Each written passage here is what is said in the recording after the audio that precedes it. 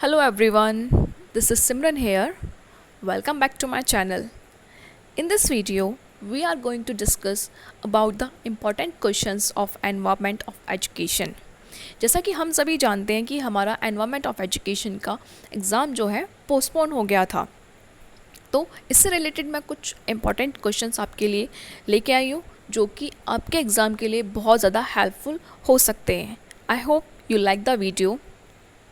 If you like the video, please do like, comment, share and subscribe the channel. Please don't forget to subscribe the channel. Then we will start from here. जिन questions के बारे में हम इस video में discuss करेंगे वो questions आपके लिए बहुत ज़्यादा हेल्पफुल हो सकते हैं.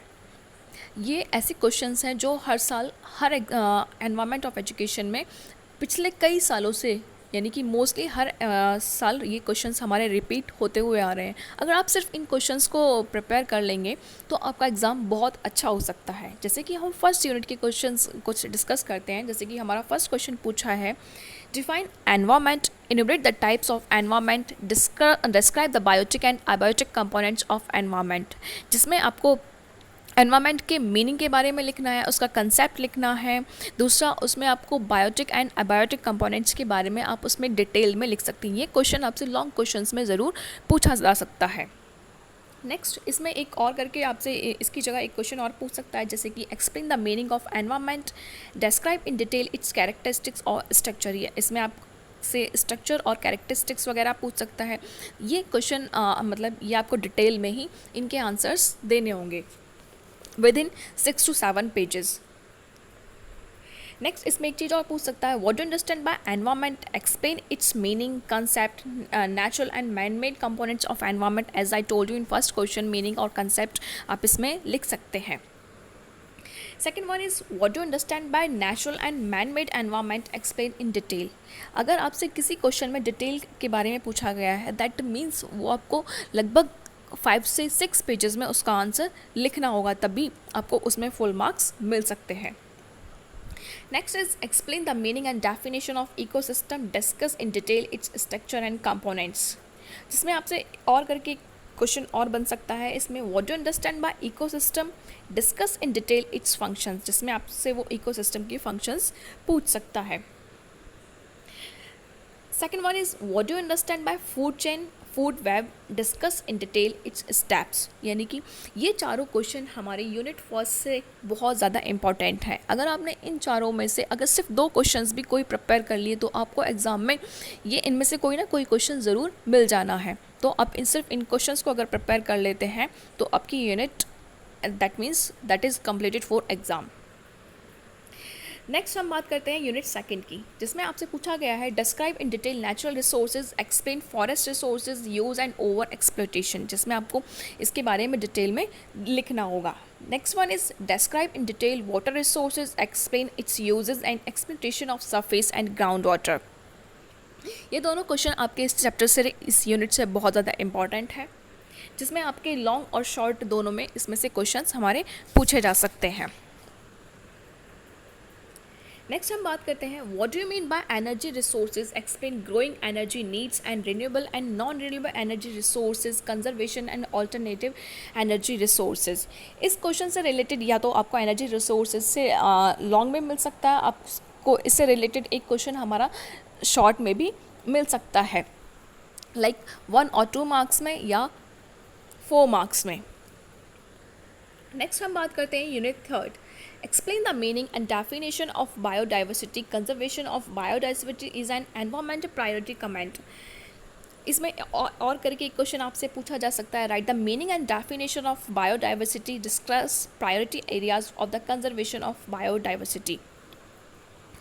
यूनिट थर्ड में आपसे ये दोनों क्वेश्चंस पूछ सकता है. दूसरा, इससे रिलेटेड एक इम्पॉर्टेंट क्वेश्चन और भी है, जैसा कि मैंने आपको दिखाया, explain the meaning of conservation, discuss in detail its categories and soil conservation. और what do you mean by soil conservation, discuss it methods. आपसे इसके मैथड्स वगैरह पूछ सकता है, इसकी कैटेगरीज पूछ सकता है, सॉइल कंजर्वेशन के बारे में पूछ सकता है. तो आपको इन क्वेश्चंस को अच्छे से प्रिपेयर कर लेना है.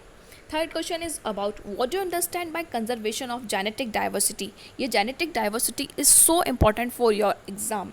इससे रिलेटेड एक क्वेश्चन हमारे एग्जाम में ज़रूर बनता है, चाहे वो लॉन्ग में हो, चाहे शॉर्ट में हो या वेरी शॉर्ट में। इससे रिलेटेड एक क्वेश्चन ज़रूर हमारे एग्जाम्स में हर साल रिपीटेड होता हुआ आता है। Explain an important priority learning to be in harmony with nature. Next हम बात करते हैं यूनिट 4 की। What do you understand by environment hazards, explain in detail. इससे रिलेटेड भी एक लॉन्ग क्वेश्चन आपको ज़रूर मिल सकता है। Next one is what do you understand by environment hazards and disaster, discuss. ये आपसे और करके इन दोनों में से कोई भी एक क्वेश्चन पूछा जा सकता है। Next, explain the meaning and definition of pollution, describe in detail. Pollution से रिलेटेड भी एक क्वेश्चन आपको ज़रूर मिल सकता है एग्जाम में। दूसरा, what do you mean by air pollution, discuss in detail it's methods and preventions. Pollution से रिलेटेड हमारे कई क्वेश्चंस बन सकते हैं, जैसे एयर पॉल्यूशन से रिलेटेड वो आपसे पूछ सकता है, एनवायरमेंटल पॉल्यूशन से आपसे पूछ सकता है, वाटर पॉल्यूशंस या पॉल्यूशन फ्री कोई सजेशंस वगैरह, इन सब चीज़ों से, लैंड पॉल्यूशन, इन चीज़ों के बारे में वो डिटेल में पूछ सकता है। इनके बीच में डिफरेंस पूछ सकता है, तो और इनके लिए रेमेडीज़ वगैरह पूछ सकता है, इनके अफेक्ट्स पूछ सकता है। दूसरा, इनके लिए हम ऐसी क्या एक्टिविटीज़ करें जिससे कि इन सारी चीज़ों को रोका जा सके। तो इन पॉल्यूशन से रिलेटेड भी एक क्वेश्चन आप अच्छे से प्रिपेयर कर लें।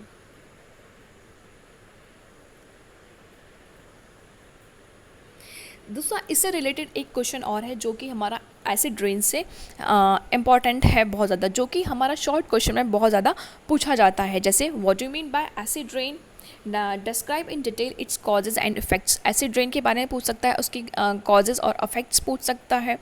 Next one is what do understand by green house effect, describe in detail and effects. Green house affect के बारे में पूछ सकता है, उसकी डिटेल्स और अफेक्ट्स पूछ सकता है। दूसरा, pollution control and regulation in India. ये हमारा शॉर्ट में ये क्वेश्चन पूछा जा सकता है, जो कि काफ़ी इम्पॉर्टेंट है।